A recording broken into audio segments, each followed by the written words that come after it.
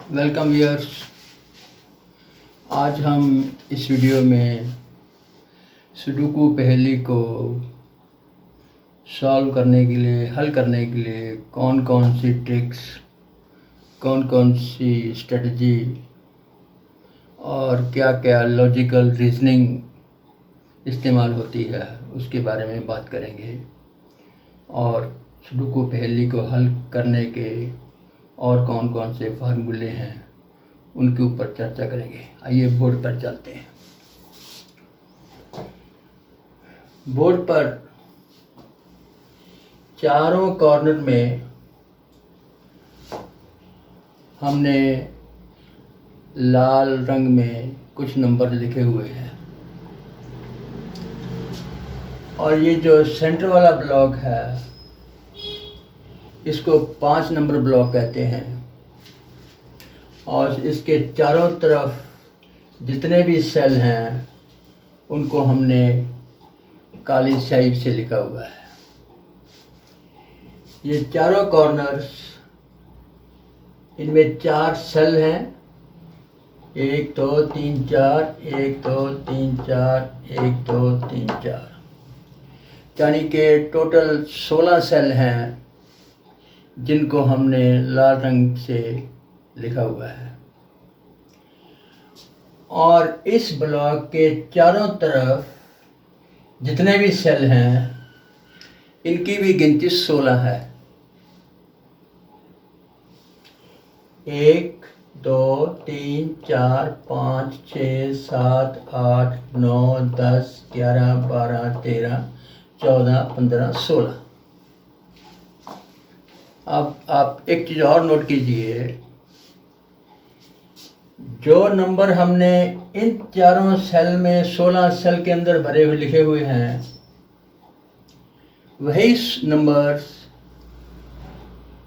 इसमें लिखे हुए हैं। कहने का मतलब ये है कि चाहे कोई भी सुडोकू हो, आसान सुडोकू हो, मीडियम डिफ़िकल्टी का सुडोकू हो, ज़्यादा डिफ़िकल्टी का सुडोकू हो, बहुत ज़्यादा डिफ़िकल्टी का सुडोकू हो, सब में यही रिलेशन कायम रहेगा। जो 16 नंबर्स इन सेल्स में आएंगे वही 16 नंबर इन सेल्स में आएंगे। जैसे कि मान लीजिए इसमें 1 9 यहाँ आया है और 1 9 यहाँ आया है, इन 16 में से 2 9 हैं, तो आप देखोगे 1 9 यहाँ आया है और दूसरा 9 यहाँ आया है। सिमिलरली 7 है, 1 7 यहाँ है और 1 7 यहाँ है, तो आप इन 16 में भी आपको 2 7 मिलेंगे, 1 7 ये है और 1 7 ये है।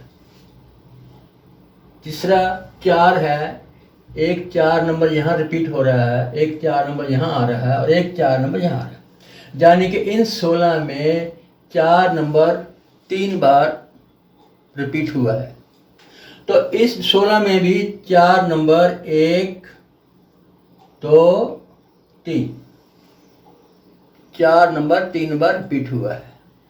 उसके बाद हम 8 ले लें, 8 इन 16 में सिर्फ एक ही जगह पे आया है, इसी कॉर्नर में, तो आप इसमें भी देखोगे तो आप 8 सिर्फ एक ही बार आया है। तो दोस्तों, कहने का आइडिया ये है कि ये रिलेशन हर वक्त किसी भी कोई भी पजल आएगी उसमें ये कायम रहता है कि इस ब्लॉक के चारों तरफ जो 16 सेल है यही 16 सेल इन कॉर्नर्स में रिपीट होते हैं। आप जब भी कोई प्रॉब्लम, कोई पजल सॉल्व करने लगें तो आप इस बात को ध्यान में रखें कि ये 16 सेल का रिलेशन इन 4 कॉर्नर्स के साथ है। दोस्तों, ऐसे वाले और भी कई टेक्निक्स हैं जो मैं आपको आने वाले वीडियो में ज़रूर दिखलाऊंगा, ज़रूर समझाऊंगा, ज़रूर एक्सप्लेन करूंगा। मेरी रिक्वेस्ट है, अगर आप इस चैनल पर नए हो तो कृपया सब्सक्राइब करें, press the notification button, share करें, लाइक करें, और if you have any suggestions और comments please go to the comments box and right. Now I will move to the next move. जैसा कि मैंने आपको अभी एक्सप्लेन किया है, एक सुडोकू ग्रिड पूरे 81 सेल का बना होता है, जो सिर्फ ऐसे ही नंबर नहीं लिखे होते, वो कई कम्बिनेशंस का, कई ग्रुप्स का एक कलेक्शन है. उनमें सबसे बड़ा ग्रुप जो मैंने होता है वो मैंने भी आपको बताया है, 16 नंबर्स का एक ग्रुप. 16 नंबर का एक ग्रुप 5 नंबर ब्लॉक के चारों तरफ होता है और बाकी के 16 चारों कॉर्नर में सेट होते हैं.